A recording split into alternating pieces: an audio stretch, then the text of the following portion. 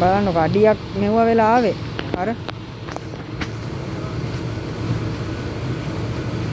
කොන්දෙත් තමයි අපිට දාන්න ඕනේ. කොහෙද? බිමටද? උරුරන් නැති ඉන්න කොන්දෙත් දාන්න.